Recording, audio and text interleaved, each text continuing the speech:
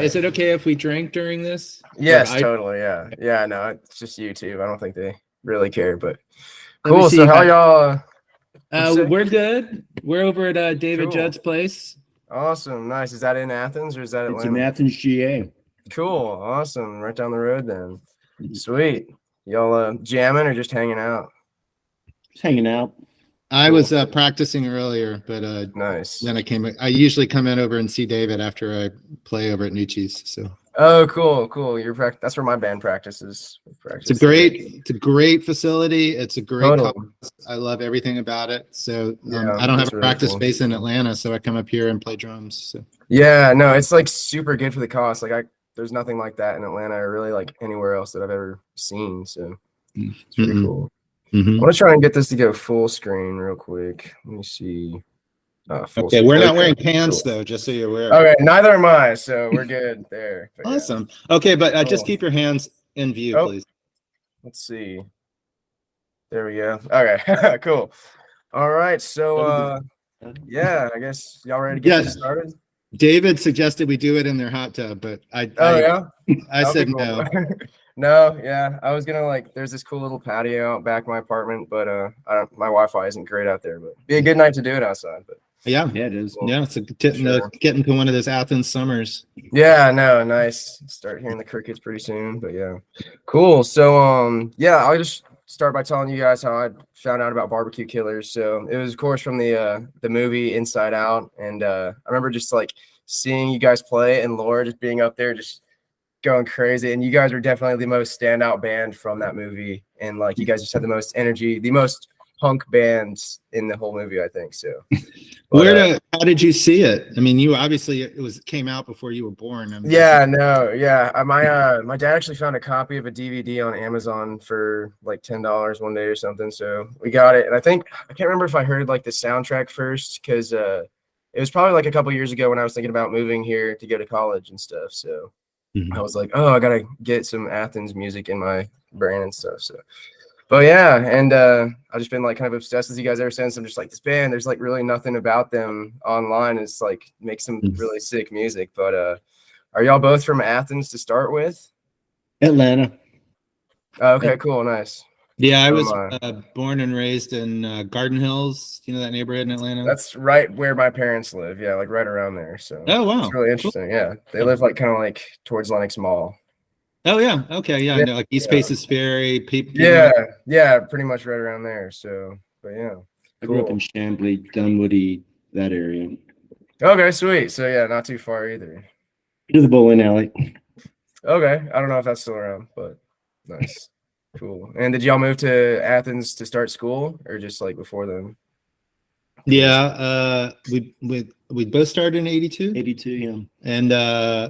And we didn't know each other in high school. We although I knew one of his eventual best friends, Vern, was who became his best friend here in Athens. Vern and I dated, but really close friends. What? So we would. Yeah, I told you that. Double dates? Yeah, he went out with Monica Luck. Did you ever meet her? And I dated Teal. Yeah, we used to go to the Chastain golf course and make out. Yeah, nice. not Vern and me with each other, but cool. And what were some of y'all's earliest musical influences? Some of the first music you guys heard that was hey, I want to do that. Well, I watched the Curtis interview the other day, and he always says Kiss, so I was listening to Kiss as well. So I guess it's generational. So. Everybody didn't Michael? Did he talk about Kiss when you interviewed Michael from? Yeah, he did. Kiss and Black Oak, Arkansas, I think were two of his favorite. Yeah. I mean, yeah, Kiss was one of the first concerts I saw at the Omni. I saw the God of Thunder tour, and I think New England opened that tour. And that was when Gene Simmons got lifted up on wires up to this platform way above the stage, where the light stuff was, and Spitfire up there. I mean, that was never anything I thought I wanted to do. That was music. And I saw Cheap Trick and stuff. And then by the time, I'm sure you too, both of us, by the time we were in high school, we were listening to punk and new wave and cool. Yeah. Although David always used to run around and say punk is dead. I was more into rockabilly than anything. Me too. I love the then. Stray Cats. Yeah, well, I saw them at Moonshadow. So did I. You were there? Wow, man, we were both at that show. Wow. We were in high school then. Yeah. Uh-huh. That's a long time ago. Are these old Atlanta clubs that have since gone under? They're gone. Yeah. Pretty much all the clubs are gone that we used to go to. 68 Yeah. TV dinners and Metroplex, Metroplex. the Nightery, White Dot, the beloved Celebrity the Club. Celebrity Club, yeah. Everything's gone. Yeah. Yeah. Most of those buildings are still there, right? 688 else. is it's some sort of medical building. Yeah. I don't think the Metroplex isn't there. No. White Dot's probably been torn down and something else built there. I can't remember. And the Celebrity Club is now It's gay. It's gay club. It's a leather club. Cool. It's actually a Nice. historic designation. It's a Oh, really? Yeah. it is. Cool. Nice. It's not that Flatiron shaped building downtown, is it? No. No, although the Celebrity Club was down there in its Oh, last yeah? incarnation. Remember when we played there and Laura she had a Roman candle inside and fired it off inside the club. Oh my God, that's That did not insane. go over well. That's We crazy. closed a number of clubs. There was one show we played at a place called there's used to be a nightclub called Weekends downtown at Atlanta, Midtown, Mhm. and you could dance. It's great. Everybody went to dance there. And they happened to have a theater next door, and our friend Larry T started booking it. He was also involved with Celebrity Club, and he asked us to play like their opening night, and it went terrible. I mean, we played okay, but Laura had a argument with one of the bartenders who carded her and then scoffed at her because he said, imagine that guy trying to use a girl's ID, because Laura got that a lot, unfortunately. And so she started berating him from the stage, and then he came up with a police officer and they tried to shut our show down. And then he attacked Laura on stage. It was Wow, that's quite the night. crazy. Yeah, no, I haven't been to any shows that's like nearly as crazy as that sounds, but yeah. So how did Barbecue Killers kind of start? Well, it started, so Laura Carter and I went to high school together. She's a year behind me. And so I was up here already for a year and wasn't thinking about playing music. I was meeting people in bands. I met Curtis from Pylon like pretty early on, and he was super nice and friendly. And obviously I was going to shows as soon as I got up here. I think if the drinking age wasn't 18, it was 18. Yeah. We kind of just made it in where we could go to clubs all through college, fortunately, before they started raising the age. So yeah, I was meeting bands. I think I'd met Linda Hopper from OK and different people. Anyway, my sophomore year, Laura was up and I started hanging out with her at the cafeteria at what was the one in Creswell? Creswell Hall. Is that the cafeteria? Bolton. Yeah. Hall. So, and then I guess because I don't know if I'd met you yet. I think we met on the elevator at Russell Hall because that's where we both lived, right?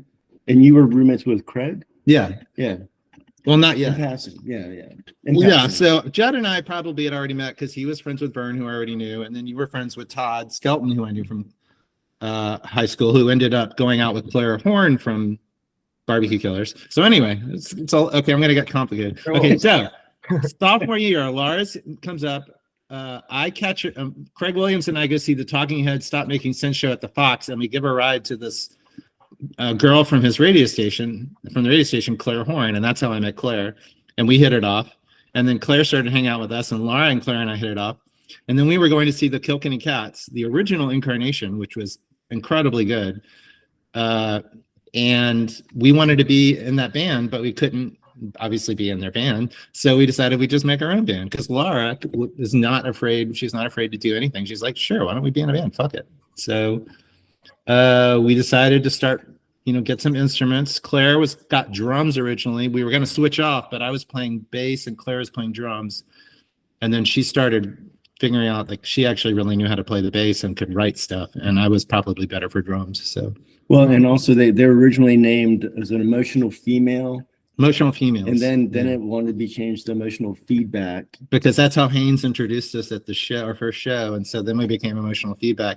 And then we realized, hey, wait, that's a Rush line. And we want to be able to think about Rush. And then Yeah. a big reason I joined the band is Arthur needed a bass to play because he was playing bass. So they just brought me along so he could use my bass. Really? Yeah. I thought it was because Claire wanted to play guitar, and so Laura wasn't going to play bass, and we were like, we need. Well, the way it started off is they would play a couple songs, and then I would come up after a couple songs, and then I ended up just not leaving the stage. Yeah, David was. They tried to push me off, but I just would not leave. Yeah, so originally Claire was a bass player, Laura was singer and guitar, and I was drums. And then when Claire started writing stuff on guitar, and then, David came on a bass, and that, I thought it was good. I thought it freed up Laura, to become the full flowering front person that she was destined to be. Totally. Yeah, no, for sure. That's really sick.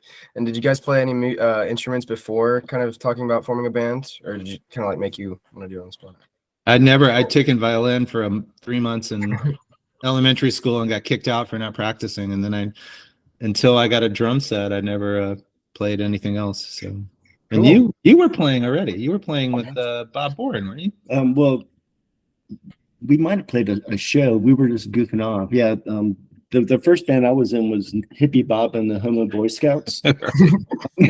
And that was Bob Bourne. And we played a show on Finley Street here. And we didn't have a singer. So our friend John Purdue was in drag, and he just. Oh, wow. I didn't remember. That's awesome. Damn, did that band have any recordings out at all? No, you would not record that band. Yeah, Sounds I mean, awesome. that's the thing. This was all before people having cell phones or even most people having video cameras. So, we didn't get recorded a lot like we would have now, unfortunately. So, Yeah. audio tapes. There used to be more audio tapes, but I lost them. Yeah. Cassettes. Yeah. Trying to digitize those is a pain though. Unless it's like really good, but yeah.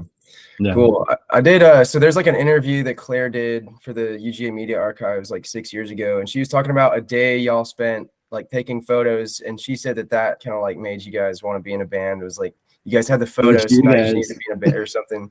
Yeah, so that was probably in the winter of 83, 84. And our first show wasn't until February of 84, I think. And yeah, we definitely had not played a show when we took those photos, and we probably didn't have a name, but we knew we wanted to be a band. So yeah, we took band photos. It was Laura and Claire and me, and we were around Memorial Hall back when UOG used to be in the top of Memorial Hall, and cool. and I lived in Reed Hall right there. So my dorm room, I had my own dorm room, so that was kind of like a base of operations. Like one night we all crashed, and like I had just this narrow bed that fit in a little slot on the top floor because there was a window, and like we all just, Claire and Laura and I all just like went to sleep one night hanging out. It was Cool. just buddies. Yeah, Nice. so Claire's boyfriend Todd took all these pictures of us that were, I think a couple of them are in that book. I think Beth ended, because Beth Hale is an old friend, the one, Grace Elizabeth Hale, who wrote that book on Athens. Cool Town. Oh yeah, cool. And she did the interview, I think, with Claire in conjunction with either Christian Lopez or Curtis. I don't remember which one of them did that interview, but Okay, nice, cool. I'll have to check that. What's that book called? Cool Town. Cool Town. Okay. And it's I've heard kind of that. examines Athens art and music from like mid 70s to mid 80s. Actually, our friend Jennifer Hartley was interviewed for it. She's around here somewhere. Oh, really? Cool. Nice. That's awesome. Sweet. And so what was your first show? You mentioned February of 84. We played the Uptown Lounge, opening for the Kilkenny Cats, who were playing under the name The Hollow Men, which I guess they were playing covers. I don't actually remember. And we probably had like 6 songs, and we were terrible. I think we probably had, one of our songs was Elvis H. Christ. That was probably Laura was very creative about song titles. So early on, after we played our first show, we had like we played a few shows, and we had some tapes from the shows, and Laura decided we needed to like distribute a cassette of our music and sell it. Cool. So it was called The Last Shit. Well, that was when we recorded No. songs. No, The Last Shit was when we recorded. Oh, with Dave Barbies? That was no, but John Keynes. No, that's, I called that The Last Shit. The Last Shit. No, part the two. last, no. Part 2 then. That was the last shit part too. Ah, got it. The last shit, the sheep got last shit, and it had songs on it. I don't even remember what the song was. I always loved this. We had a song called "Your Steaming Asshole Is Fogging Up My Glasses." I don't even remember that song. Laura was into scatology. Yeah, she was very scatological. Yes, it's That's true. hilarious. Laura, we must have made up maybe 10 or 15 of those cassettes, and Laura brought them into Atlanta. I think she got Wuxtrees and Wax and Facts to take a few, and then we would hear from people like, "Hey, I bought your cassette," and it was blank. There's nothing on it. Oh, sorry. Probably they were better off for it. I mean, it's probably more valuable not having anything recorded on it. That's hilarious. So this is a side note, but I know at Nucci's there's this wall that's got like a newspaper that's like the 10 worst band names of the week or whatever, and one was like "Wasabi in My Asshole." Is that anything that y'all would know about? No, it makes me think about how the Butthole Surfers used to supposedly they would change their name for every show, and they had names, like 9-inch Worm. I'm trying to remember all the names they used to have. We used to pay for them, but anyway. Awesome, nice, yeah. The Vodka Family Winstons or something like that. Oh, yeah, I like that. Yeah. Cool, sweet. And then where were you guys practicing at during those early days? There were some store spaces that were where Pulaski hits Broad Street. Okay, cool. And they're not there anymore, but they were. When Pulaski hits Broad, right across the street, there were these like I think they were metal roofed storage bins. So like Mercyland played there, Kilkenny Cats, Fashion Battery. We played there. It's loud sometimes, and I with 5 bands practicing at the same time. And there's people that live nearby, and we were young, and we were like, "Well, it's okay, man. We're gonna play music." But I'm sure it was not pleasant for them. And one time, do you remember when George Vest recorded us? Yeah. So the first time we ever recorded, our friend George like Green Jeans, Mean Dog Blues. So George had the idea. We were recording under space, but for some reason he put my drums outside the space in the little quad that the buildings formed. Yeah. And while we were out there recording, a broomstick came flying over the roof and landed like right next to me. As we were like, shut the fuck up. But that's hilarious. Yeah, that's really funny. Nice. So you mentioned a couple cool bands like Mercyland and Kilkenny Cats. What were some of your other like favorite local bands that you guys were like playing with or seeing? Porn Orchard was a big fave. Eat America. Time Toy, definitely. Fashion Battery. I mean, I don't remember if OK overlapped with us, but I was a big fan of OK. Highline, I mean, the best. The big guys. Yeah, we were huge fans of theirs from this before we moved here. Yeah, and REM. Limbo District. Limbo District. Limbo District. Okay, I haven't heard of them before. That's cool. You haven't? I haven't, no. You're about to. Yeah, you're about to. Yeah. Yeah, Henry Owings is about to release a bunch of Limbo District stuff. Hey, cool, on the 15th, you should go. Okay, sweet. Yeah, that sounds awesome. I'll definitely check that out. Cool. So I think most of those bands you listed, you guys did the Some EP with. Was that like one of your first releases? I guess that was the first thing we ever had out. I mean, I think that's before the Athens, Georgia movie, isn't it? Yeah, it's way before. Yeah, it was 86 on disco. Chester George was on it. Well, Chester George. Yeah, the first time we recorded was with George Vast. We did really low rent recordings. Then we were friends with David Barbie, and David Barbie just recorded us in his basement. He was still kind of figuring out. He hadn't gone to. His dad was a big time producer engineer. I don't know if you ever heard about John Barbie. So David already had experience in that area, and I think he was always interested in it. And he had a 4 or 8 track.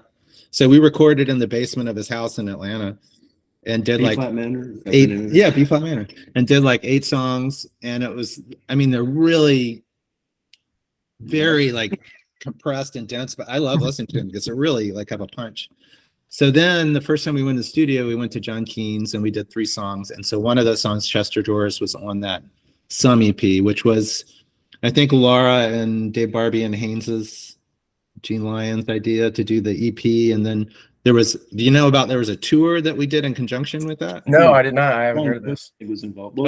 Right. So yeah, so the bands, there was somebody from each band who was involved very much in putting the record together in the tour. Brian Cook from Time Toy, I think Gene and Haynes from Eat America, Dave Barbie, obviously, and Laura. And Drew, I think was Drew Wilbur from Eat America. So they like did the EP, like hand printed all of the EPs, and they hand printed all these t-shirts. And then the idea was like, hey, let's do a tour. So somebody booked us some shows down in Florida, and so the idea was we'll rent a bus and we will charge money to people to pay to be on the bus, and they will go down to Florida with us for like however many shows, 4 shows it turned out. So like 40 people, some of like who none of us really knew, paid to go on this bus, but most of us, we all knew each other. So imagine there's like 40 people plus the bands, plus the sound guy, Star, the lighting, who else was there? Star, right? I can't remember. Kathy, and then Arthur, our bus driver. Oh yeah, and awesome. Wait, was Arthur was he that tour, or was that the? That was the other tour. That was the other tour. Yeah. So we all got on. Arthur was the bus driver on the Florida tour. I talked to him the whole time down. Oh right. While everyone was sleeping. So we played a show at Georgia Theater, and then we all got on the bus and left in the middle of the night and drove down to Ybor City in Tampa Bay and played our first show. 6 people were there. That was great. It was like a theater. There were more people in the bus. Yeah.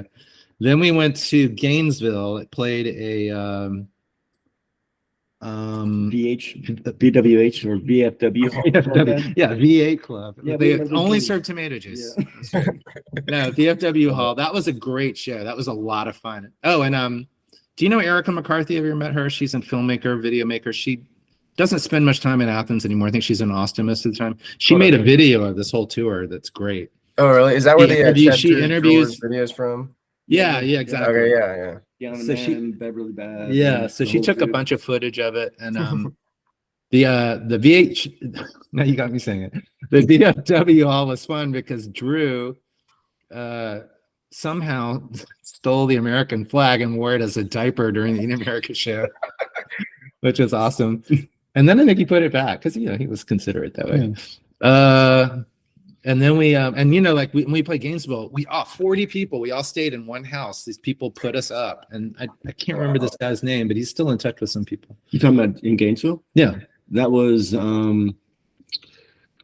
on to the next question. Okay, and then I think we played like one more show, and it was great. It was a lot of fun, but we came back, lost a ton of money because nobody came to the shows. We ended up having to do. I think we had to play a show as a benefit for it, and then there was an art show at the Old Grit when it was down on the original Foundry. No, near the Foundry, is that where it was? Yeah, near TK Hardy's. Yeah, where the murder happened. Oh, yeah. So we what else did we do? That we went to the Dolly Museum in St. Petersburg and played football on the beach, which was fun. Yeah, so that was fun. Yeah, we got exercise and art and music. Yeah, cool. Nice. That's all you need. Yeah. So the money. It's the journey, not the destination or whatever. Ken Goodall was who we stayed with. Wow. How'd you pull that out of your ass? Nice. Yeah. Cool. Ken Goodall. Shout out to Ken Goodall for putting up 45 or 50 people in his house on the spur of the moment. That's wild. Yeah. I can't even imagine. His friend. So yeah. Anyway, so we had some fun. Cool. Awesome. Nice. And to backtrack, you were talking about some songs that you'd recorded in Atlanta. Was that from the Proud of Me Gluttony tape, or is that something else? No, I think the Proud of Me Gluttony tape was the Chester George. No, I thought we only recorded 3 songs. We recorded Hunchback in the AM, and then I Want to Marry. I wish I married Marquis John Keane. Yeah, sure. The Proud of. So there was another tape. There was Haynes Collins and Eugene Lyons from Eat America used to put out something called Samizdat. That was like a cassette they would put out every once in a while with an art magazine associated with it, just like I think just photocopied. And they would bring in all these like random songs from other artists and people. They were just one-off bands. They recorded stuff. It was great. All these 4-track recordings. We did use something from the David Barbie Basement tapes, Suck It Up and Go. Mm-hmm. And then we also had we had something else on there. We did a cover of Magnet and Steel, that Walter Egan song. Oh, really? 70s. Cool. We were playing, when we started out, we played a lot of covers, and that meant a lot of 70s songs because we were all children of the 60s, 70s. So we used to do like Love Roller Coaster, and I think we did Sweet Emotion. Did that a lot. We played some Iggy Pop songs and a lot of Cramp songs. Yeah, we played a lot of Cramps, a lot of Gun Club. Cool. Those Nice. are two big influences And on the all of Son- us. and the Hell Son- yeah. And the Sonics. We And the played a lot of Sonics. Sonic songs. Sweet. We were very much like a garage band when we started out. Yeah, that's And cool. we played we were more like a. David used to sing the Love Boat theme, I I think. did, Yeah. and then also Green Onions, and then We Time of did. the Season. Oh, yeah, you would do Time of the Season. That was the That was a Laura that was the Judd tune-up song. duet, yeah. And right. yeah, I mean we were we had a lot of fun. Yeah. Cool. So how different were y'all, in the recording studio compared to like being a live band? Was it kind of hard to like hone in all the craziness for the studio? No, I mean we played a lot, I mean we were in college and I think some of us were working sometimes, but most of our free time, we just played. It was fun. We liked hanging out with each other. And so we worked on the songs and, we could. So when we went in the studio, I feel like at least the first few times, because I didn't know any better, it just kind of went pretty easy. Most every song was a one take. Yeah, I'm much more neurotic when I go in the studio, since then. But when we were going in, it was just like fun. Yeah. And I feel like most of our songs we did pretty quickly. Yeah. One or two take. Well, most of them were one. And Laura would nail her vocals Yeah, she often would. without any problem. I mean, and like I said, we mostly would have been playing these songs usually. So, but it's funny, like when we listened to stuff from the studio, I was like, wow, we actually sound, much better than I realized we could.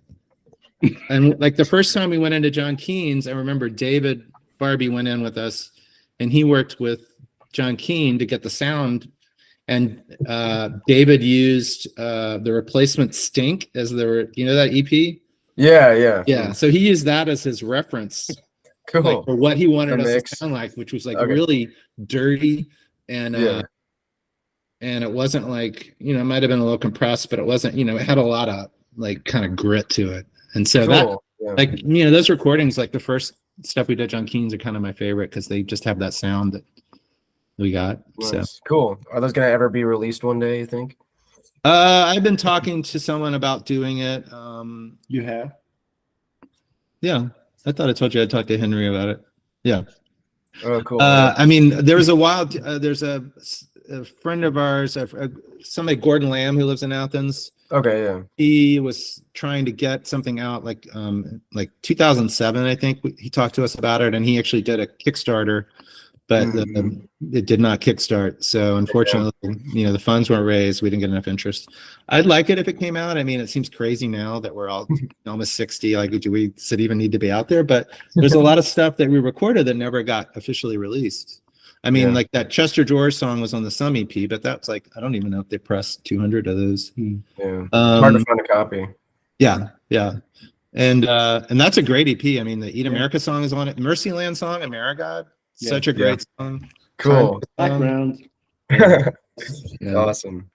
Cool. Awesome. And then so that was like 1986, and then 1987 was like a big year for the band because that was when the movie and the album came out. So which one was first?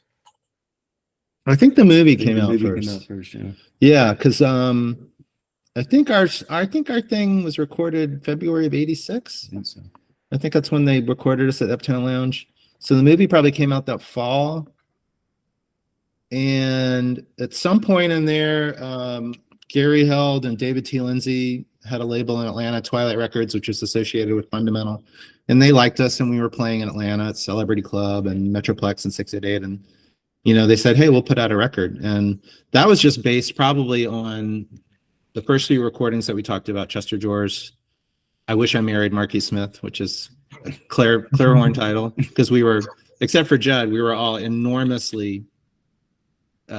fans of The Fall. We loved The Fall, and that was definitely influencing our sound at that point. I was listening to The Clash. Yeah, just punk rock. Yeah, and then we did a second series of recordings, and so I think, but we didn't have those songs. That's the thing. When we did the Athens, Georgia movie, I don't even think we had. No, we had Hunchback because that was the other song we recorded for the film. But we ended up doing His and Hers because it was just the song that we had, a good feel for, and we thought we could pull it off. Cool. And then, but then by the time Fundamental or Twilight wanted to put out a record, we were recording other stuff that was actually kind of different, and they were, open to what we were doing. we were writing, the songs, they were kind of less garagey and a little more, I don't know, something else. So Cool. Claire was just, Claire went through this really, I mean, we wrote a lot of songs that I don't even know what happened to them. I don't even have live recordings of them. Like, Blood Brother, and I can't even remember all the titles. Like Fishwife, remember Fishwife? I can't remember. So Claire she'd constantly be bringing these guitar parts and we'd work them out. And so Fundamental, or keep saying that, Twilight wanted to put out our album. So we did 2 7-song recording sessions at John Keane and and Dave Barbie was in the band for a while. Oh yeah. He's on the So he was our second guitar player for 3 to 6 months. Yes, for a little while. And ended up, he plays a good bit on the record because he was engineering it as well, or engineering and producing. I don't know what you would prefer I say, but he had to play it on. Yeah. And Alan Connor was part of it a little bit. Oh yeah, there was a summer where David went to Cortona, Italy for UGA's Cortona program. So our friend Alan Connor played bass for us. He's not on the record, but he gets a songwriting credit because we wrote "They" while he was in the band. Indeed. Oh, cool. Nice. And then That's David's sick. first show after he got back from Italy, and we haven't played together with him like for 4 or 5 months, was opening for The Fall at the Uptown. So it was like this show in front of, for us, like some of our heroes. And so that was, it was nerve-wracking for all of us, but it's probably especially for you. No, well, I didn't know that. Oh, he didn't really I like didn't them, know so them he that didn't well, care. so, Yeah, he didn't care. They were nice with them. Cool. Nice. And now I know on the record, like it's listed, there's 12 songs, but it sounds like there's like a hidden one in the middle, like after Bovine Viewfinder. Oh, well, there's a song that was on the CD because this was back when CDs were still a novelty. Yeah. And so I think Twilight pressed like 1,500 LPs and maybe 500 CDs, and so the CD had an extra song on it. Black Toe Jam. No, it was it wasn't that one. I thought it was one. No, it is the one that starts out with the bass. It's not that one. That's not Black Toe Jam. No, Like- it's a different song. What is that song? Anyway, yeah, that's where the extra song is. Yeah, Okay, cool. Nice. yeah, just Yes, like I that. got it. Yeah. And actually, that's talking about Michael Harold. That song I wrote a Killdozer drum because I wanted to play a Killdozer drum part. So Oh, nice. That's it sick. sounds like I wrote it. Well, I saw them play the Uptown Lounge. It was like one of the most Great, they were a great show. an amazing show. Yeah, it's like that's what a bass player should be doing. Yeah, And it was yeah. pretty amazing. Cool. That's awesome. Nice. And then how did you guys get approached to do the movie? Hey guys, want to be in a movie? I don't know who would. I don't know who. I mean, I know that. Who was it helping them? Like, Is it Susan? Susan Ingram? No. Listen, Hamby or is that? No, who was Lisa? I can't remember. There were people working with them. They're helping them meet people in Athens, but I don't really think we knew those people even. I mean, we were part of we knew a lot of people and musicians in Athens, but we weren't part of kind of the really older crowd necessarily. Yeah. But somehow I think, I mean, I've talked to Bill Cody, who produced that movie a lot. And he lives in Athens. He actually moved here. I've talked to him a lot, and he's talked about how somehow they decided they needed to have something else in the mix, like something like we represented something maybe they didn't already have in the movie, or weren't already thinking about including in the movie, like something more punk. Although I think Flat Duo Jets are incredibly punk in that movie, and I love them in that. For sure. But yeah, so they decided to ask us, and I think probably some of the people who were working on the movie were like, guys, because I mean, we were still, our reputation was probably deservedly as being a very shitty band. we were doing some fun stuff, and we were writing good garage songs, so It was cool. Fun. Yeah. So I don't know how it happened, but it happened. We're thankful for it. It was fun. I remember, I think 3 of us had the flu and we went and did our interview at Walter's Barbecue. I know I did. Yeah. I was supposed to go to class that afternoon, and I did not go to class that afternoon. I drank too much. Yeah, we showed up at Walter's, and they had like a cooler of beer for us, and we sat and ate Walter's Barbecue, and It was strange. Yeah. It was, yeah. I mean, for us, it was More or strange. So Nice. That's awesome. Cool. And then yeah, I know the album's got some pretty insane imagery. Where were you guys sourcing that from? Was that like the UGA media archives and stuff? yeah, I don't remember if Claire was working at the library then, but she was getting stuff from books. Like the cover was this great photo I think she found in a book at the library of The butcher bird. the shrike. Yeah, I don't want to say it's a loggerhead shrike. I can't remember now anymore. And unfortunately, we never.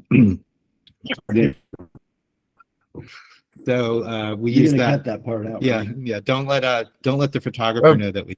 It's probably too Oh late. yeah.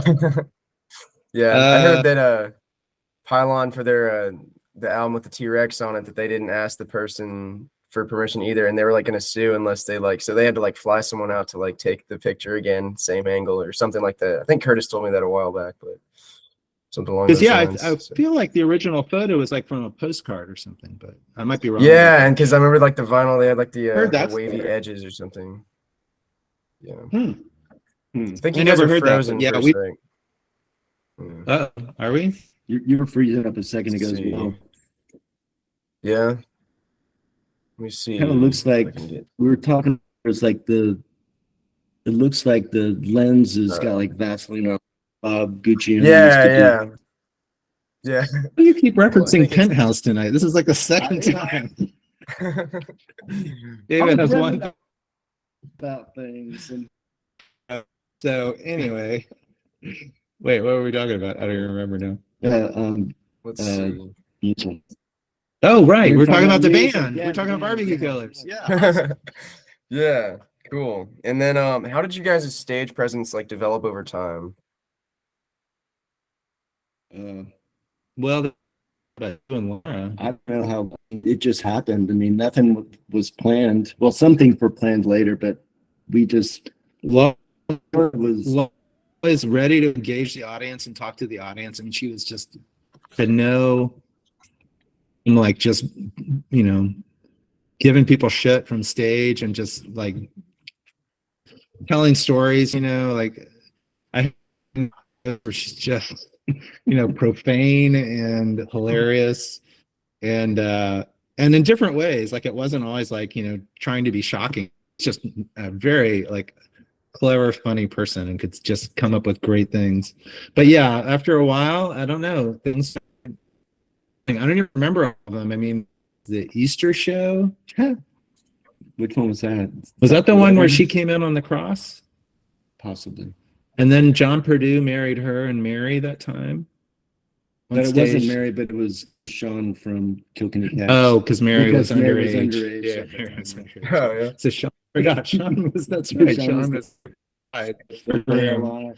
Yeah. Yeah, we just started having these shows where Laura would come up with these things, and I don't even know if I would know about them before the show. It would just be some, you know.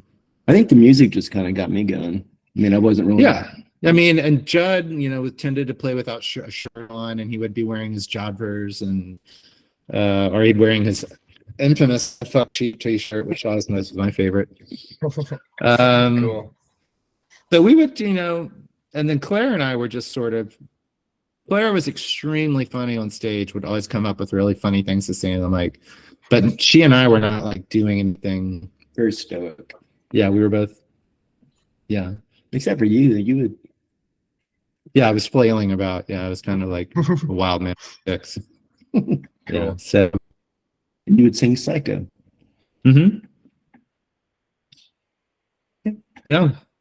Nice. But yeah, no, Cool. there wasn't anything. And it just happened. It was just kind of. It happened. Yeah, I mean, there were shows that things kind of got debauched, or Yeah. things went. Beer helps. Beer Wasn't there? helps. Didn't we play the White Dot and the bathroom was right off the stage, and Laura took the mic to the bathroom with her during the show, and she had to pee, so she just went ahead and peed while she was in the middle of the song. With the microphone. Yeah, She was a class act. she did a lot of things with the microphone that I imagine people that played after us would not have been happy about it. It went a lot of places when she was performing. Yeah. One time, That's hilarious. broke up and my wife and I moved to Boston. We went to see Jack Nuts play when Laura was in Jack Nuts. And you know, we were like, you know, and we obviously were familiar with Laura's, you know, performance style. So we were like sitting, this was like a really cool club, but they happened to have some tables and we were like sitting at a table in front of the stage. And Laura comes off the stage and she's like getting in people's faces and they're like, I think she had tickets. She was giving people tickets. She put them in her pants and try to hand them to people. Laura had a tendency to unbuckle her pants and then things would go down in her pants during the show, like the microphone and stuff. So anyway, and then she was like getting people's faces and they're all like, oh, whoa, who is this person like getting in my face? Then she just came and sat on my lap and like sang like part of the song. And Don and I were just like, oh yeah, this is awesome. So that's hilarious. Yeah, she's pretty inspirational. And we'll talk about her. Mm-hmm. Yeah. Cool. We played with them. They lived here, and we first played with them at Metro Atlanta, and I had a habit of bringing everybody to my house after shows. So everyone would drive 20 miles. And Palace. Oh, Dunwoody. Dunwoody, yeah, or Shanley, whatever.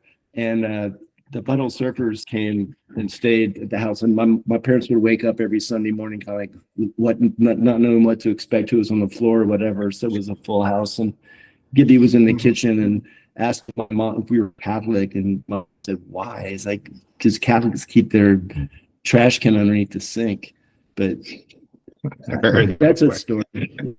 That's hilarious. Yeah, I remember not knowing really anything about the Butthole Surfers. Laura, and maybe you did in Clarida, I don't know, but I didn't know. And I remember watching their sound check and they played two-parter and I was like, whoa, this song is fucking great. I was so excited. We got to open for Scratch Acid at Metroplex. That was awesome. That's rad. No way. Surfers. Really cool. I think we opened for, and so after that, maybe not right after that, but they ended up Athens. They had already decided they weren't going to live in Austin. And they were looking for a place to settle, not settle down, but they were looking for a place for a while. I feel like I went and stayed with Claire when she lived in Bloomfield too. I remember them being at the house, and they had Farner, their dog, Mark Farner. They had a dog named Mark Farner, and then they somehow got a house out in Winterville, and I think they recorded some of Cream Corn. Yeah, I think so. Out there, or the one after that, or Rembrandt Pussy Horse. I thought it was Rembrandt. Yeah, maybe it was Rembrandt Pussy Horse. They were recording out there. I want to say they were here for like 6 months. That was when they had Trevor was their bass player / tuba player. He would play like a painted white tuba. So they were playing a lot locally. It was amazing. I remember they played the 40 up on Broad, and then I think we played with them at the Uptown. Mm-hmm. And yeah, the shows were great. I mean, that was when Gibby would have all the clothespins in his hair and be swinging them around. And I think they were doing he's lighting his arm on fire. The coolest one was they had this effigy, and the whole thing was stuffed with little pictures of cockroaches, and it was a pinata. So during the course of the show, he'd smash it with something, and there were cockroaches months after that show all over the club. I think I still have some of those somewhere in like a box. Some of those cockroaches. That's awesome. Yeah, those are great shows. Yeah, those are fun. Yeah. Cool. Nice. And then what was like one of the best shows that y'all have seen just in Athens? That's too many. I've talked about this before, only just because for a specific moment. There was so Laura and Haynes from Eat America and he was also in Izot Gap. I don't know if you remember that band. Dave Barbie. I think Harry Joyner was in this version of this band. I can't remember who else played, but it was McAuliffe and the Challengers, and which might have had more shock value back then. It might not be as familiar to people now, but they would play these shows where they wouldn't practice. They would just get up and they'd pick out a riff. And I think, there was probably some substances involved in, the musical creation. And they played a show where I think all of them, at least everybody, maybe other than Harry on drums, I think they all ended up naked on stage. And then and Laura also had they had like a black light in front of the stage, and the lights weren't out, so it wasn't having a lot of effect, but she'd smeared like glow in the dark paint on herself, fluorescent paint or whatever. And then and she laid down on the floor and she rolled back up on her shoulders with her feet up over her head, so her butt is up in the air. And then Dave Barbie was playing guitar bass and he came over and sat on her ass. I don't know, but it struck me as like one of the funniest things I've ever seen. Just That's a great hilarious. moment. Yeah. So Cool. but the actual musical value, best show I saw. I mean, I don't know. I mean, I really remember was seeing Dinosaur Jr. at the Uptown right after Bug came out. And Oh, it was wow. probably the loudest That's show awesome. I had ever seen. Like I was near the front. Yeah. I was up on a bench at the Uptown and watching. And man, this is so loud. And it was great. I didn't care. And then Jay had stepped on a pedal, and it was like everybody's hair went back. It was like that much louder. I couldn't even believe it could get that much louder. It was amazing. Jason and Nice. Nashville, they were always put on a good show. They told them a lot of the 40 watt. Yeah. They were awesome. Pylon was always It great. was good to see. I don't know. Well, the old I Club. I mean, that we used to go see $5 and Yeah, Iggy Pop played there. I missed that. I missed Wow. that too. I was going to school. I actually went and studied that night. It's like, Oh, he wasn't touring for New Values then, was it? That I was can't must have been remember. You earlier. played 5. Said he ate that. Oh week. yeah. So yeah, I'm sorry I can't remember. There are tons and tons and tons of shows. Too many shows. Yeah. Too many great bands that we've seen. That Yeah, Bald Surfers. For sure. Those are some Memorable. amazing. Yeah. Nice. That's cool. And then did you guys do another tour after the album came out? Yeah. Oh, so we did a national tour. First there was the ill-fated Athens, Georgia Inside Out tour that we did. That was, and this is with David. that was the most fun I think I've ever had in my life. That was because the band, we had played like some shows around the South, but we hadn't gone on tour. We didn't own a van, I don't think, at that point. Yeah, you did. No, I had my van. That's right. you Yeah, did. yeah. The So, Moose Lodge But we was never, all good. we just never tried to book a tour for ourselves. So after the Athens, Georgia movie came out, Steve May, I think, decided he Steve would May. put together 688 Records, which had Kilkenny Cats, and he wanted to put together this Athens, Georgia movies tour. So he had us, Black Two Jets, and that was great because we were friends with them, and so he rented out a bus. Turned out he rented out a bus that was too expensive for us to tour in. It was Great. Des Dickerson's bus. Yeah, it was Des Guitar- Dickerson's from Prince. It was his bus. So we had this tour around the country, supposed to, although we never actually played east of like Knoxville. We never went to New York or up in New England or DC or went Philly or across the anything. bottom. We went straight across from Athens, came up into California, went up to Seattle, drove across to Minneapolis. We went to Vancouver too. Oh, yeah, we went up to Vancouver. Guy from DOA and Oh yeah, we stayed at the DOA house for 2 nights. Oh, really? That's really cool. That tour was making no money. There was we weren't getting any, all of us probably went on this very little money with us. We weren't all like, and we were probably, I think they maybe probably said up front, oh, you'll get PDs, per diems during the tour. But there were days when I don't even know if we got $5 each, and we weren't getting food with the shows. So, Yeah. it was usually just trying to crash wherever we could. We had some great shows. We played like Palomino and they gave Los it that Angeles. place. They served us steaks, which Oh, was yeah, awesome. Oh, cool. They served us our steaks right before we went on stage. And there was a big piano right next to the stage. So Laura was like eating her steak during the show. She just had her plate on the piano. And so we ended up, so we did this tour. We're out for 3 weeks. We get to Minneapolis. Des shows up. We're playing. Did we play? not the big room. We played the small room. 7th Street entry. Yeah, that's the one that's next door. So Des showed to our tour manager and repossesses the bus while we're in Minneapolis. So we ended up having to rented a big cargo van and a U-Haul trailer. We got all of the gear into the U-Haul trailer, and then which is like 11 band members and our sound person, and I think Mark Baldowski was with us, the sort of tours.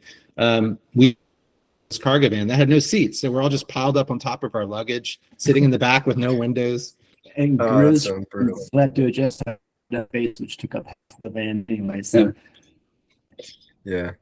So that was that. The end of the tour didn't end particularly well, and then after the record Comely came out, our album came out.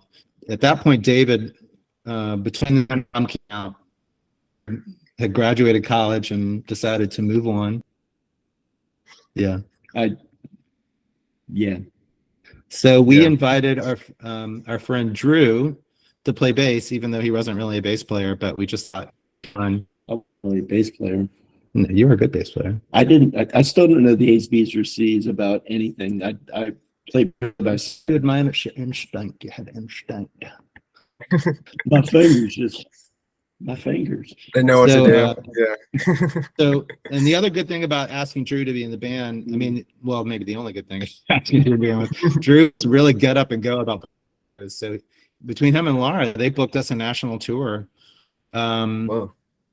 So we started kind of in legs. Like we played like up the Northeast for some shows and came back. And we ended up playing with, we played in Northampton with Live Skull. Owns. Maybe that was the I can't remember. They had a Sub Pop single, and Talia and Laura, Talia the singer from Live Skull, and Laura really hit it off. That was a great show actually, because Jay and Murph came from Dinosaur Jr. came, and I remember Jay were talking outside for a while. I thought, they look really cool together. These two tall, lanky guitar players. So. But so we ended up. But then Laura and Drew were obsessed with the idea of like us touring with Live Skull, and their booking agent was like, "No, you don't. I'm not going to book this. You're on your own." So what Laura and Drew did was they found out all of Live Skull's tour dates, and then they started calling all the clubs and just getting them to add us to the shows. Which I think Bob Lawton was booking Live Skull, and he was very happy about us doing that because we were piggybacking. But we ended up getting we toured across. We went across Canada. We went up into. We played like Edmonton and Calgary, and I never said to say Regina, I think. Regina sounds better. Sure. So we places I've never played since. Like we played like a lot of crazy. We met this band God from Edmonton who were awesome. They put us up for about. That's hilarious. Yeah, He plays like Jesus Lizard as well. No, we stayed. Oh yeah, so we got to Chicago. We had met David Yao from when we played with Scratch Acid, and at this point, this was post Scratch Acid, pre Jesus Lizard. Okay. And so we got in touch, or Laura got in touch with David when we got to Chicago on this tour, and he came to our show, and then he offered to let us crash at his place, and he was from Scratch Acid and Rape Man, and was like probably like my top two drummers. Yeah, totally. So we ended up staying there for a few nights. That was a really memorable because we all got really David Yao and went to like this like little Mexican place and got burritos or something, and then we're drinking tequila. Well, I got really sick, like coming out of both ends. Laura got so drunk that she and David Yao passed out on the sofa with David Yao on top of her. And we always like to joke that he pissed her pants because he was so passed out that he wet her pants.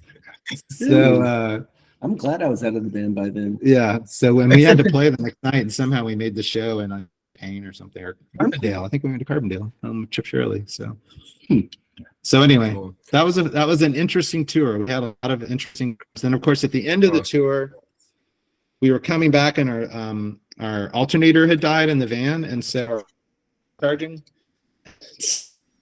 we would stop and we'd charge it up, and then it was at night, and we were like, okay, well, we'll just drive with the lights off to try to save the battery. So we were driving on the highway at night with the lights off because we were hoping we could get back to Athens without intervention. It turned out we ended up, Drew's dad had to meet us in Birmingham and drive us the rest of the way home. So and that was about the end of the band, because we got back and we had a show at the 40 Watt and Drew put up posters that were like, kind of like that sentiment of, hey, you're home, it's great, but now you have to deal with real life. So the poster said, home, yeah, home, fuck. And he took over Athens. And so the night of our sound check at the 40 Watt, the police showed up and gave us a citation for posting obscene posters. Oh, damn. We ended up having to go appear before a judge, and it was not, it created conflict in the band. Like we weren't all on the same page at that point. And the tour, we'd never done this before, and we were all in the van together but you were there, so great. So anyway, we broke up. Our last show February of '89 at the 40 Watt. I played naked, which was great. Cool. You played drumming, naked? they won't really know. Yeah. Oh, well, maybe it was your last show I played naked. Yeah, because Ray last time I saw a play at the Metroplex. And that was, I don't know, did you ever go to, well, no, you wouldn't have gone to the Metroplex. You weren't born yet. They had a balcony all the way around that went all the way. You could stand literally almost over the drummer, like kind of to the side, which is credible if you're into drum, which I was. And I stood over Ray Washam and watched him play. And he came out and he's only wearing like a short little like towel, not even like a full towel. And he came and he just laid it open and he was naked and he played. And I thought, I'm going to do that. So I did it at David's last show. Athens drumsticks not quite as big as Ray's. Yeah, David, you didn't say that. At least it's not shaped like a mushroom. That's hilarious. Cool. And then, so after, I know you played in the band Come, right? And David, did you do any more music after you left Barbecue Killers? Not really. Just kind of played around with my daughter. Just in the bed. Yeah, nothing really. Didn't you play in Atlanta with Alan Connor for a while or something? No, I did one thing, Right Strip Bear, that was with Taze. Oh, right. Taze. Right. Yeah. Cool. Nothing really serious. I played with the people I needed to play with. Yeah. That's cool. Nice. And then Laura, did anyone else from Barbecue Killers join Jacko Nuts, or was that just Laura? Just Laura. So even before Barbecue Killers broke up, I had a band called Felch for a while. Look that up, kids. So that was with John Weasel. I can't remember his real name. Weasels. Yeah. And who else was in that band? Was Ben Ferguson in that band? I can't remember. Was it? Was it guys from Damage Report? Was it most of the guys from Damage Report? Or? I can't remember. So that band, Drew, of course, Drew over the bass player. So, and then that broke up. And then, yeah, she joined Jacko Nuts. I think she was dating Brooks. Or maybe they started dating. No, they started dating after she joined the band, I think. So, and they were great. I'm sure you've heard Jacko Nuts stuff. Amazing stuff. They were incredible. Really cool. That was another band. Like, they were playing, we played shows together. We were overlapped as bands, and they were great to play with. I love those guys. And so Laura did that for a few years. And then after Jacko Nuts, she left Athens before. I don't know if Jacko Nuts broke up when she left Athens, or if they'd already broken up. I don't remember the timeline for that. And then she ended up moving to the Virgin Islands where her mom lived, and she managed a plant nursery there for her mom and had a son. And cool. And then I honestly, sadly, I was not really closely in touch with her over those years, and so I don't think I a number. So. Which is it's sad for all of us that we don't still have Laura in our lives. So. Yeah, totally. Well, are y'all like paying attention to the Athens scene now, or know any of the bands that are around these days? I've seen some bands over the years. I can't say I follow it closely, but I'll go to a show and I don't know if this band still exists. I went to a show a few years ago, maybe pre-pandemic, and Motherfucker opened, and they were amazing. Cool. Really great. I haven't heard of them. Yeah, that's what I still play. I don't know how long they were around. I don't know that they put out a record or anything. They might have, but they were great. Yeah. Monsoon, I've seen them like them. Yeah. Cool. Yeah. I don't get out much. It's like that whole stupid COVID thing. Freaked out about that. Yeah. People still get. I've Mercyland's playing again. Yeah. Oh, they are? Okay. Are they doing any shows soon, if y'all know? They actually just played in Macon, and I think they're playing soon. They might be playing this weekend. They just played last Oh, weekend really? with Cool. by Truckers. Oh, was that here? Yeah. Oh, I thought cool. that was. Yeah. Yeah, they've Nice. been playing, and a few years before that, before David Barbie was doing like something he called the Mercyland Historical Abstract, and so that was me on drum, and wow, I'm blanking on everybody's names.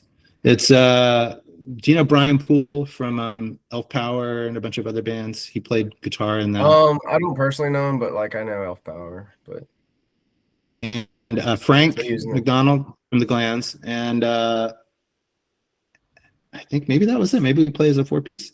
So we did a few shows, which was really Cool. fun. I mean, I've always been a huge fan of David's music, so that's always great. yeah, nice. That's awesome. This is Cool. a You great gotta keep band. your eyes peeled for Plus- these new bands: Straight Jacket Stripper and Rubber Udder.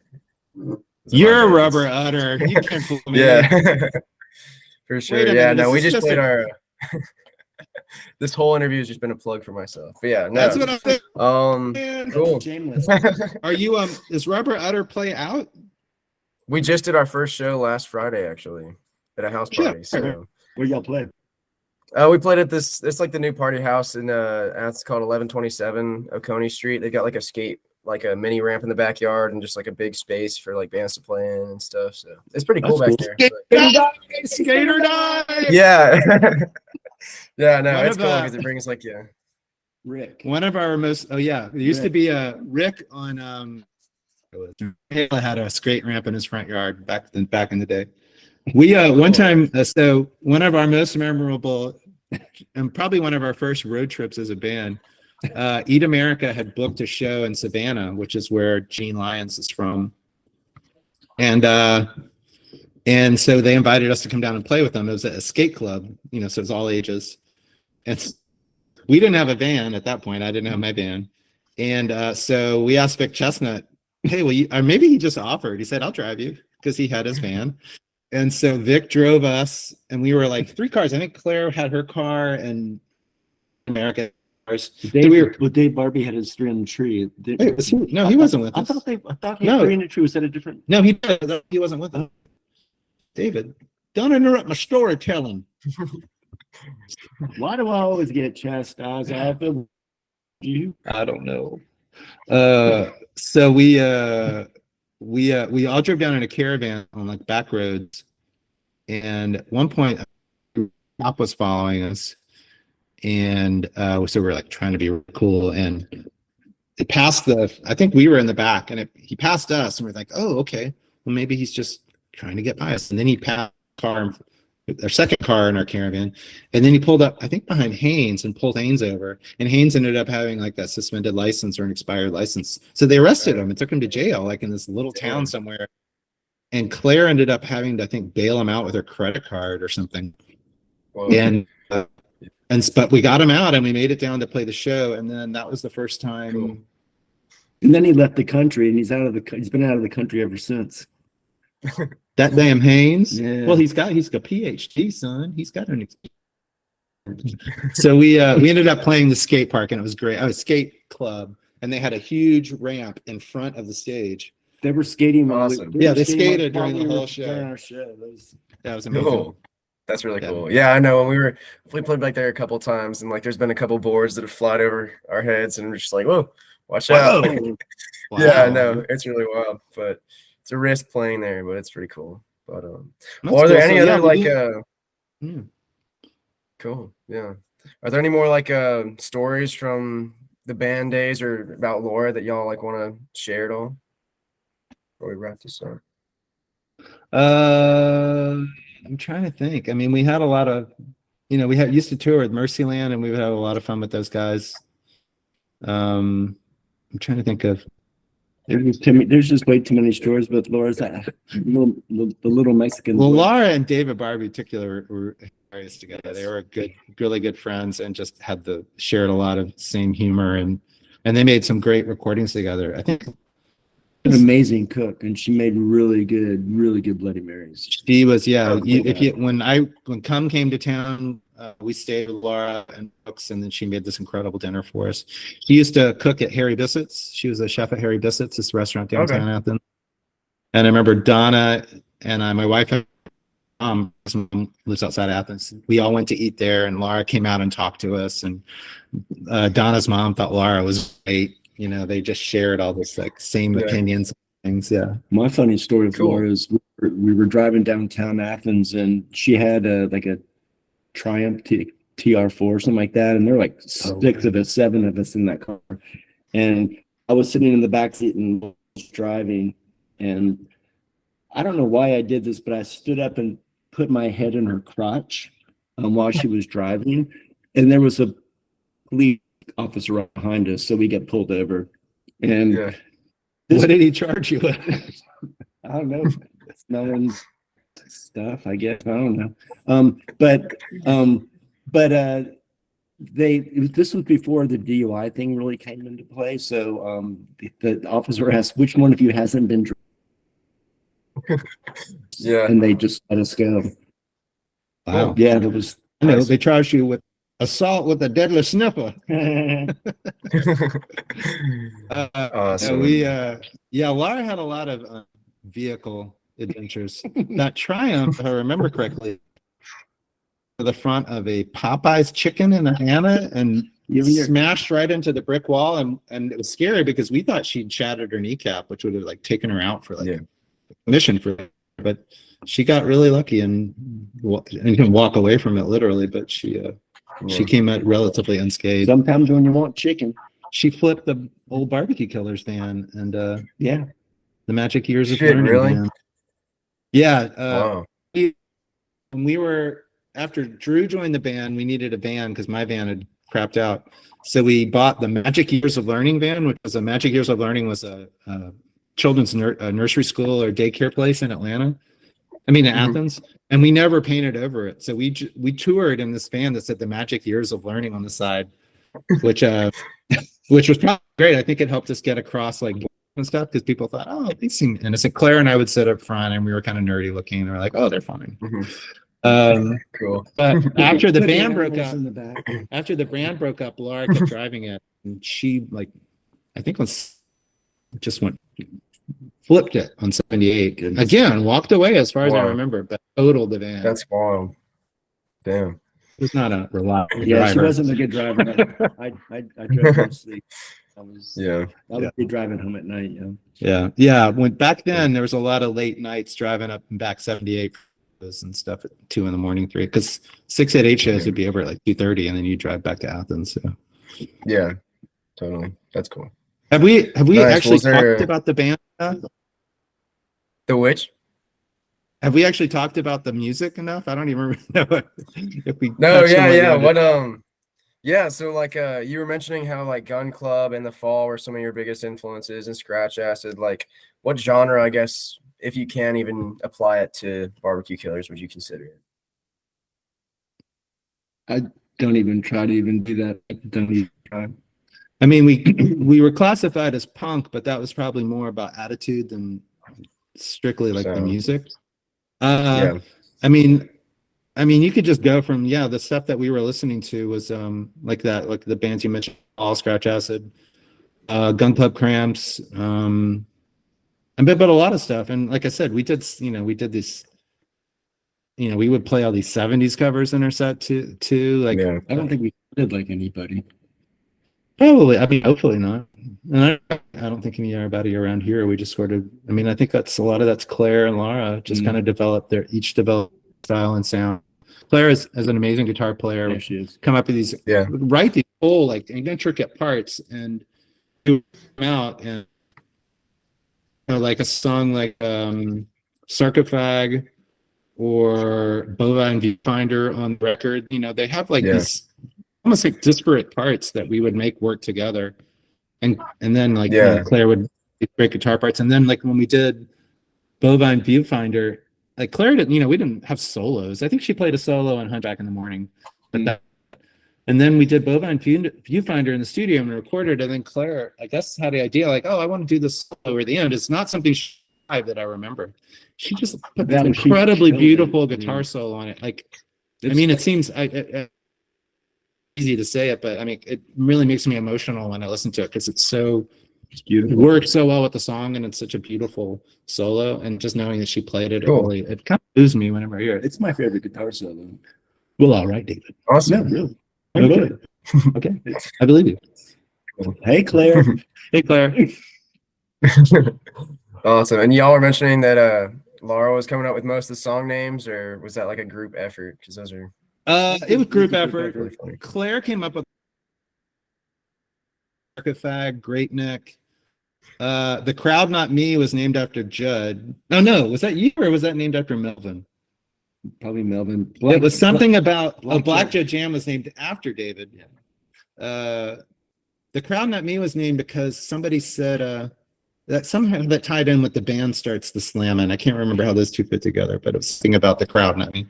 Bovine Viewfinder was because there were these cows that were part of the school that have these little windows in them, so you can see their So we were trying. Yeah, we've driven by that before. So gross. So we were trying to come up with names for what would you call that? Like gut window was one of the names, and I came up with Bovine Viewfinder, and we thought, okay, well that's a good song. A lot of the song name had nothing to do, like Larger Than Large, Weird Shit. Well, Weird Shit was about. Yeah, it was about about something else, about some affairs happening. But her shit on his dick. Oh, her shit on a specific person who I won't name, but. She will fess up if you ever meet her, and she's happy to tell you that the song is about. Yeah, on his dick was a real story. And actually, there's a book. Was it Bret Easton Ellis or whatever? It was like one of those. Oh, American Psycho. Yeah, American Psycho. That name of that song is in that book. I don't think there's another band who would name a song that. Do you? Yeah, there are other bands that would, but I don't know that they did. They probably didn't. Yeah.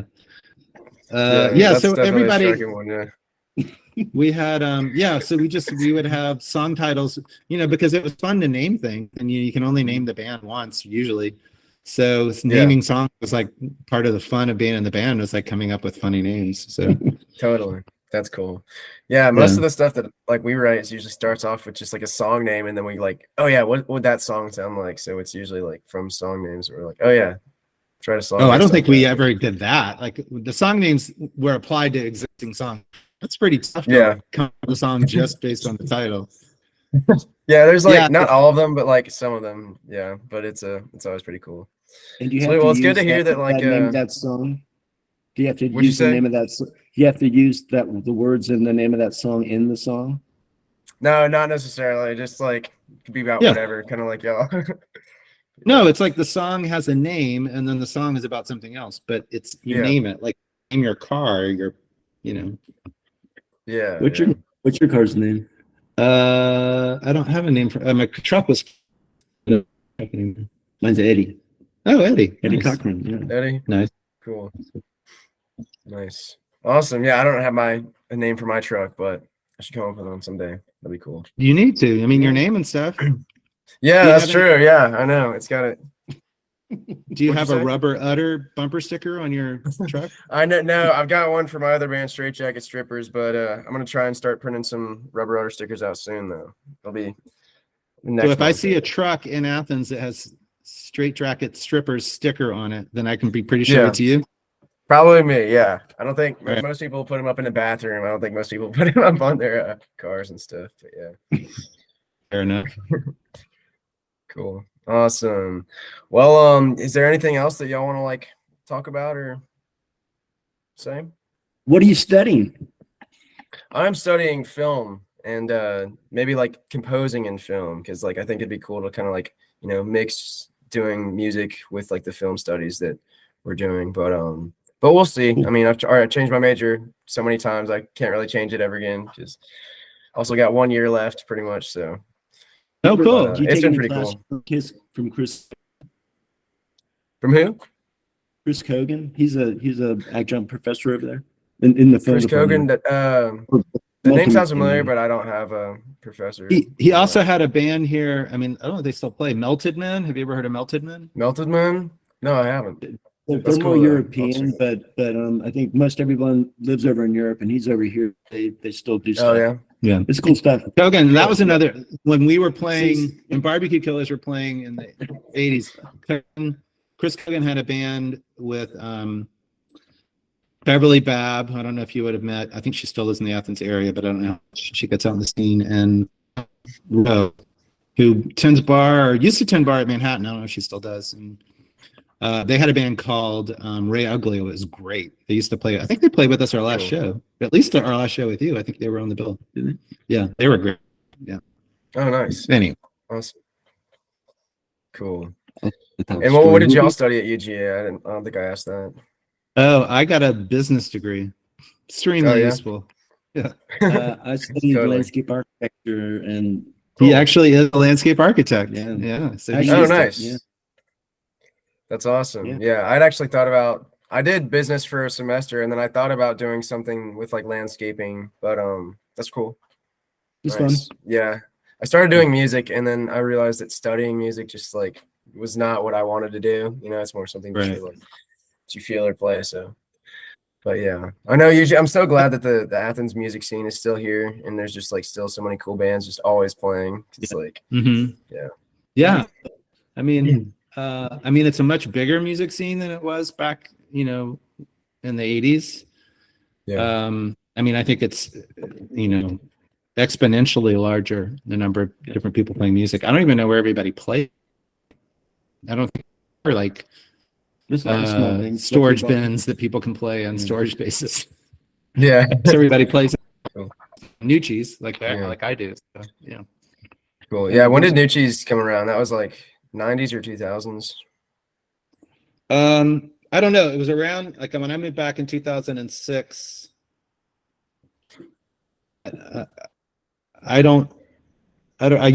So when I first moved back from Boston at the end of 2006 or 2005, I started coming up playing with Ted Hafer from the Grid and Porn Orchard and Oh, okay. Six String Fever Yeah. and a lot of bands. And we were playing a lot like upstairs from the Grit. We would practice like at night for several hours after work and stuff. Yeah. But so I don't know when I started going to Nucci, probably 2008, 2009. It's been around at least that long. Hmm. Yeah, I love that. I mean, it's such a great setup, and Plus, Yeah. the band camp is really, really cool. It's fun. The kids do their I haven't shit. done that yet. It's really, really cool. Yeah. It's fun. That Grant sounds used to awesome. do it. And I like how they got a studio in the back too. We haven't been back there yet, but one of our friends or our friends in this band Picture Show, they recorded their EP back there, I think. So it sounds pretty cool. So I didn't know it had a studio. Is that like you go down the hallway to the right? and it's back yeah, it's so like you go down to the hallway, room 7, and it's to the right back there. I think it's that room back there is they got like a little Oh, wow. studio. It's like really I tight, had but no idea. I think Yeah. if you know Adam Waiton, I think he like works at Nucci's, but he's in a lot of bands, but I think he's the main one they've got recording bands back there. So but yeah, he's also got a cool basement studio set up in his house. That's like I think several of the up and coming bands around here have been like recording it lately. So hoping to get in there one day, but yeah. All right. So besides Rubber Udder and Straight Jacket Stripper, who else should we be listening for? Who was the other one Check you said? out. What'd you say? Oh, did you mention something? Moon something? Moonshadow Saloon's where we sell the stray cats. That's not what I was thinking. Go. What were you gonna say, Tully? Cool. So yeah, some bands to check out around here. I would say Ant Moth or like Aunt Moth, AUNT Moth, and then Beer Piss is like a new kind of noise punk band that's been starting. They're pretty cool. Beer Piss. Nuclear Tourism, Beer- and then like Clavis, Vinkus. Yeah, there's so many. McQueen, another favorite. Snooky. Yeah, they're all pretty sick. All right. Yeah. Where do they play? So most of the shows are usually at like Flickr, and then most of those bands are either kind of like, sort of hardcore, but there's like everyone's pretty much doing their own thing, which is really cool. There's no like definite sound like, oh yeah, that's an Athens band, but everybody's just like playing. It's like kind of getting like heavier music, because I know like 10 years ago, I was talking with some guy who works at Low Yo-Yo, I forget his name, but he was saying like the scene kind of swells and dies every like 10 years or so. So he's like, that's on the rise right now is what he was saying, I think. So, which is That's cool. reassuring. Yeah. Yeah. Cool. Yeah. Well, I've got to get out more and see more Yeah. local Totally. here in Cool. Atlanta. For sure. Yeah. If y'all ever come to a show, let me know. That'd be awesome to see you guys there. I You will. got a Sorry, cat is there a entered the room. cattail getting me in the ear? Your face. Uh, Cool. Oh, it's a cat Awesome. petting Well, thank me. you guys so much for talking. Yep. This is really cool. I like Oh yeah, I hope this is finally answered total. some I hope questions this I've is had not about the totally band for a while. useless. No, it's yeah, great this to is talk great. about it. Yeah. For Okay, sure. cool. Yeah. And hopefully I'll see you around Atlanta sometime. Since Yeah, your Atlanta. your dad knows my friend Mike, I guess. So. Yeah, Mike. Totally. That's really What? cool. Sweet. Here's Mike. Yeah, that's how this set Oh that wow, up. really? Oh wow, Yeah. Yeah, that's just good. that's awesome. Yeah. I think they went to college together, so that's how I know. But At Tech? Oh, yeah, nice. my dad went to Tech. Yeah, for sure. I think he did a Okay, DJ cool. at WREK for a while there. So Oh, it did. Cool. I know. Oh, I gotta. Yeah. I I think gotta he'd meet like your dad. heard of y'all before. I don't think he'd like. I mean, he like knew of you guys, but I don't think he'd heard necessarily you guys. But so yeah. Yeah, that's. You know John Kincaid, who used to Uh, do a personality crisis. He was there, WREK. Oh yeah. Cool. He, Nice. I went to high school with him. Oh, I didn't remember that. Yeah, I remember going to see the Police and REM open for him, and the next day it's like, who was that band that opened for them? And in the same homeroom. So That's like when I went to see REM open for Wow Wow Wow at the Biltmore in '81. oh wow, Yeah. I saw them at the Agora. Yeah. Anyway, Oh, sorry. yeah, Now we're yeah, just yeah, reminiscing. yeah. You don't want this part. We'll go offline and take Cool. this. We'll take this offline. Yeah. Cool. Awesome. Well, yeah, thanks But again. thanks a lot, And Solly. Yes. for sure, yeah. If you guys ever want to like reach out with some more stories or whatever, just hit me up. But Cool. Sounds fun. thanks. And send you me- guys have a good rest send of me your a- evening. You do the Shoot me an same. email when you post this. Okay, for sure, definitely. I'll send you guys a link. Cool. All right. Take care, y'all. Okay, See ya. see ya. See you, man. Go study. Yeah, right.